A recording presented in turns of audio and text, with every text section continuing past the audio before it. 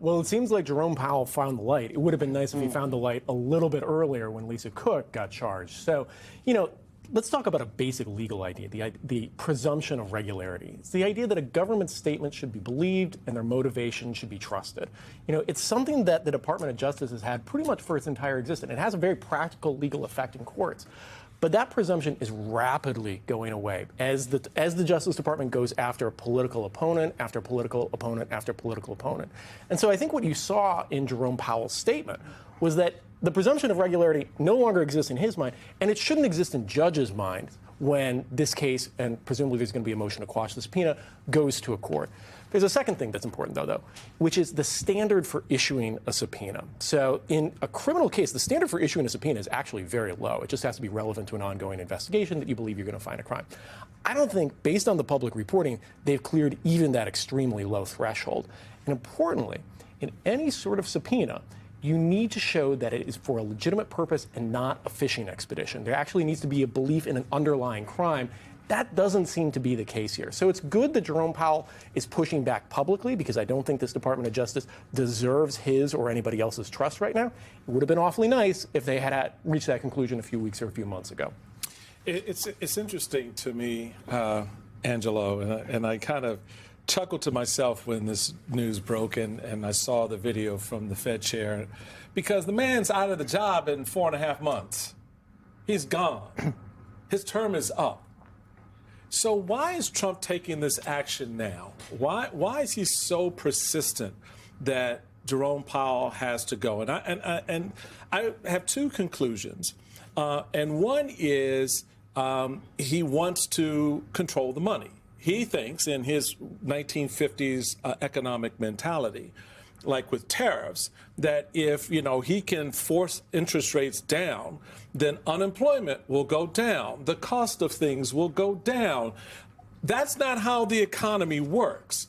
The second is about what Jerome Powell said, and I want to play for you what he said it was not about in this clip. This new threat is not about my testimony last June or about the renovation of the Federal Reserve buildings. It is not about Congress's oversight role. The Fed, through testimony and other public disclosures, made every effort to keep Congress informed about the renovation project. Those are pretexts.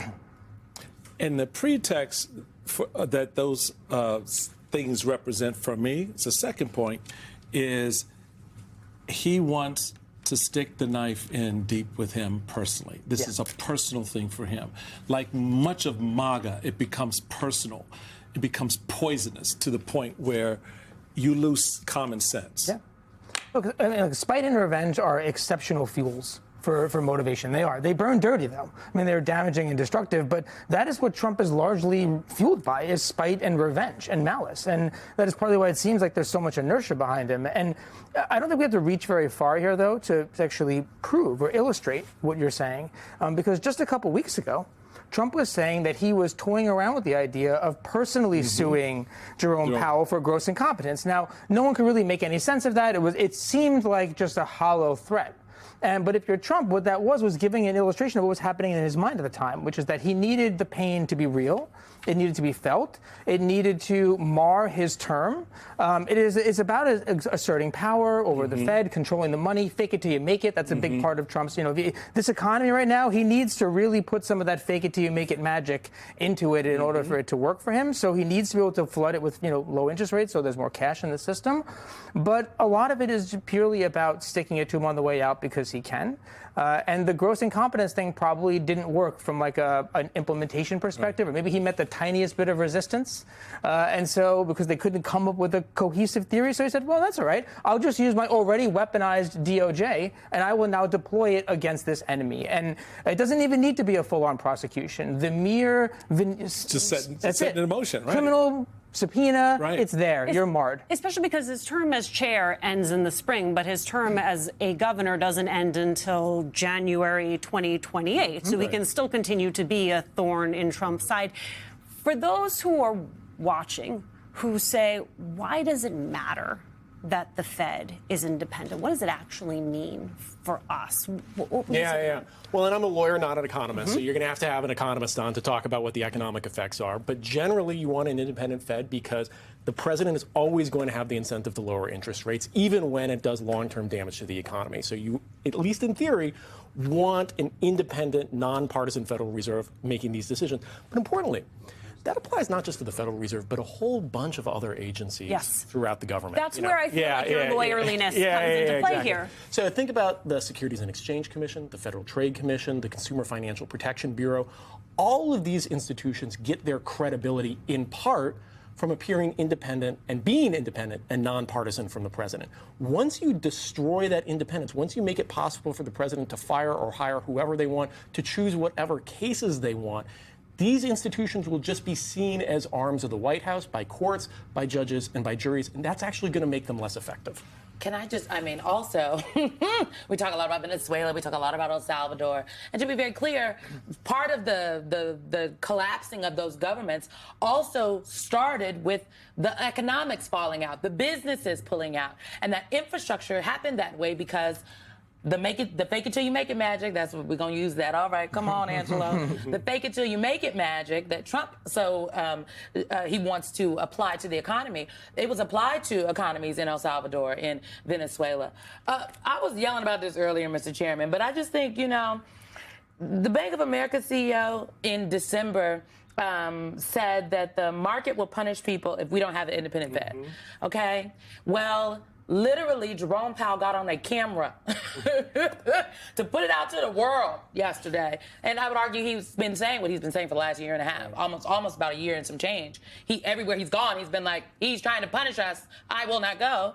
And the markets didn't punish anybody. So I'm wondering if they're just accepting what's going on, y'all, and that it's baked in for them, like Trump's going to Trump, and he's been trumping, and we've been all right. Like, what is happening? Well, go ahead. I was going to say, to put a little extra love on that point, is they've already showed they're comfortable with Trump. Yeah. So in many respects, I think they've kind of baked in that relationship, and they kind of get a feel for it. And they're like, you know what, we can let this ride. We don't need to react or overreact. I think that's right. And I would look at how they react is sort of in two dimensions. One is publicly and in the market, in the actual numbers itself, right? And I think that's largely baked in.